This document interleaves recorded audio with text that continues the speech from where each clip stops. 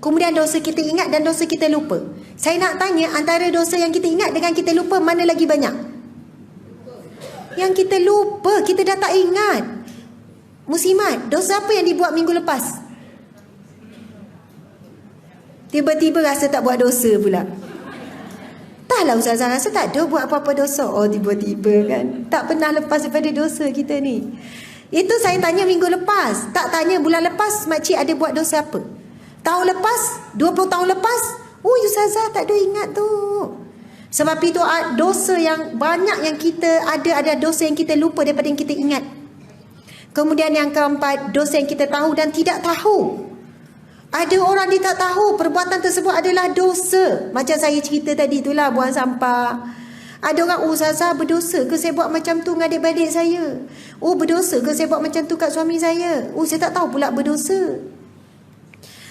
Puan buat apa? Contohnya kan, seorang wanita tanya, Ustazah, saya kan pergi kerja minta izin dengan suami. Okey, suami memang izinkan pukal. Memanglah pukal. Maksudnya keizinan dah bagi kita kerja, tak payahlah hari-hari minta. Saya minta izin kerja ya. Kalau suatu hari suami tak bagi izin, macam mana? Maksudnya tak ada masalah tu keluar kerja. Tapi ada waktunya Ustazah, bila saya pergi shopping apa semua, saya tak maklum pada suami. Saya tak cakap. Saya kira langsam lah tu pergi kerja kan. Pergi shopping sana, pergi shopping sini. Kan? Jadi, lepas tu saya cuma tanya macam ni. Kalau berlaku lah puan jatuh kat eskalator kan. Terlekat baju puan kan, jatuh kat eskalator, bergolek lah kan. Sampai ke hospital. Pihak hospital telefon mak ayah puan ke telefon suami? Telefon suami saya lah Ustazah. Takkan telefon mak ayah kot, saya dah ada suami. Itulah maksudnya kita ni buat tanggungjawab suami. Kalau puan keluar daripada kawasan tempat kerja, minta izin lah dengan suami. Bang, saya nak pergi shopping dengan kawan ni. Kan terkejut suami, macam mana isi aku tersekat eskalator ni? Kan tak pejabat tak ada eskalator. Masya Allah. Sebab apa-apa yang berlaku di bawah tanggungjawab suami. Kawan-kawannya kita maklum. Memang ada isteri-isteri yang solehah, apa-apa dia mesti minta izin. Ini saya cerita pada dia cakap kahwin dulu. Ada tak kahwin lagi ya? InsyaAllah. Ustazah dengar, mudah-mudahan diberikan suami yang saleh. Amin ya rabbal alamin.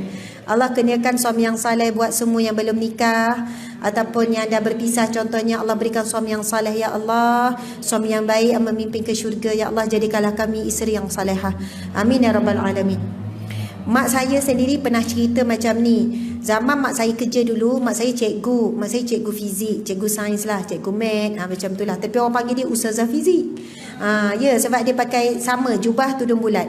Dia yang tak bagi saya tukar sampai sekarang. Kalau dia nampak saya pakai baju bunga-bunga sikit, dia tegur. Dia suruh pakai kosong, dia pakai tudung macam ni. Adik-adik perempuan semua pakai macam ni walaupun kerja doktor.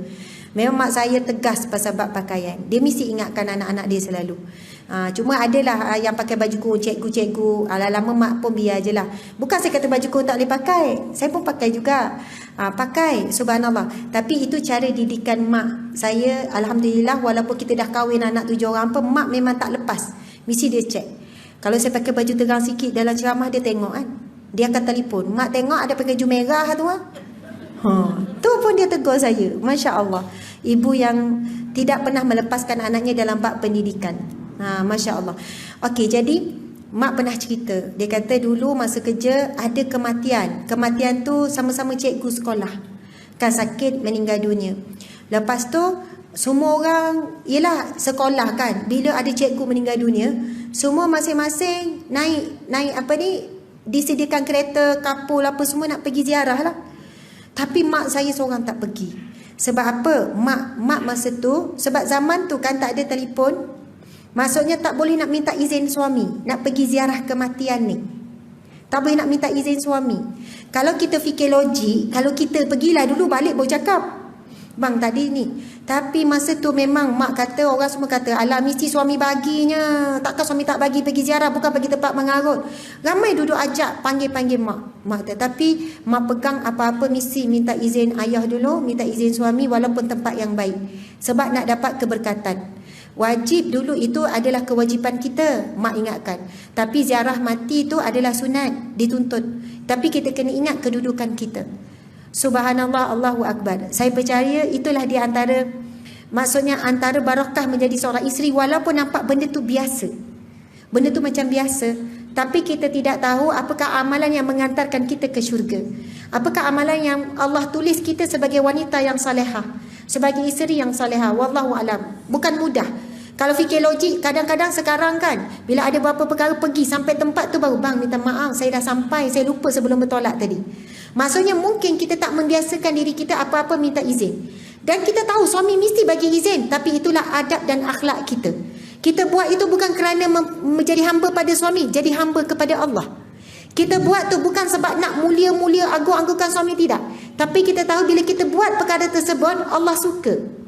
Allah yang berikan gelaran kepada wanita-wanita ini wanita salihah ataupun tidak. Gelaran itu bukan manusia yang bagi, tapi Allah yang beri. Subhanallah, Allahu Akbar. Okey. Jadi syaitan ini sangat suka kepada apa? Bukan tak sangat suka, sangat kecewa. Dia susah payah hasut kita sekian-sekian, sampai masa kita banyakkan istighfar, kita mohon taubat, kita susuli dengan kebaikan, kita sedekah, niatkan kepada orang yang kita buat zalim, syaitan pun rasa kecewa lah. Susah payah dia buat hasut kita buat dosa, tiba-tiba kita istighfar. Yang kedua, taubat, samalah taubat istighfar. Yang ketiga, minta maaf. Masya Allah. Muslimat sekalian, bila kita menyakiti hati manusia lain, kita pun ada ego untuk minta maaf. Kita rasa kita buat benda yang betul.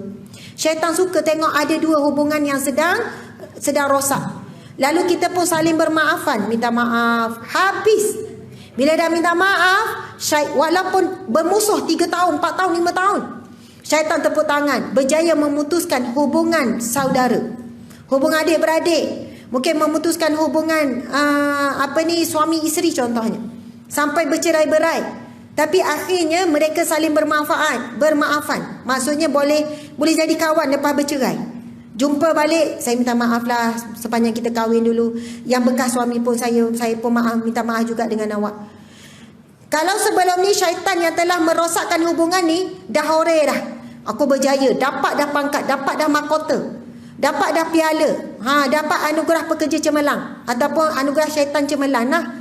Sebab antara pekerjaan yang paling tinggi, perkara yang paling hebat sampai diberikan anugerah kepada syaitan bila ditanya apa yang kamu buat, aku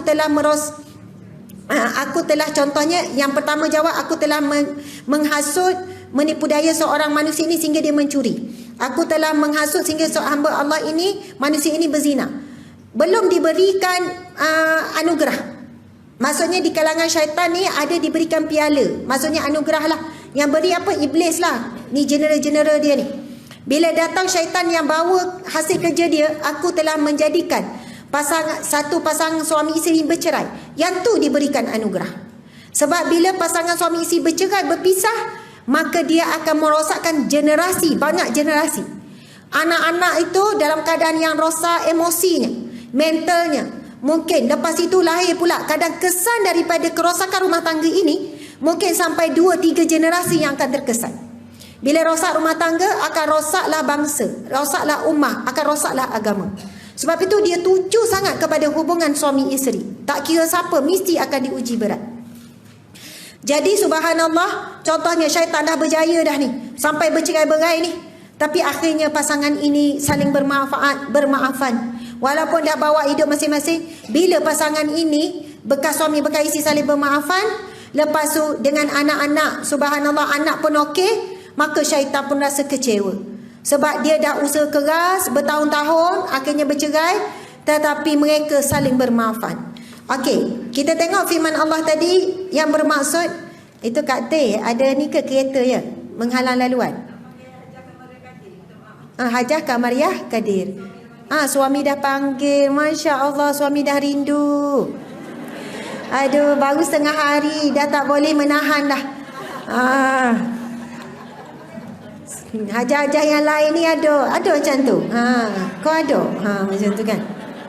Okey, Hajah, suami dah menunggu ke suami dah lapar tu? Kamariah Kadir nama dia ya? Okey, dia malu tu nak bangun tu. Jangan tengok siapa yang bangun. Subhanallah.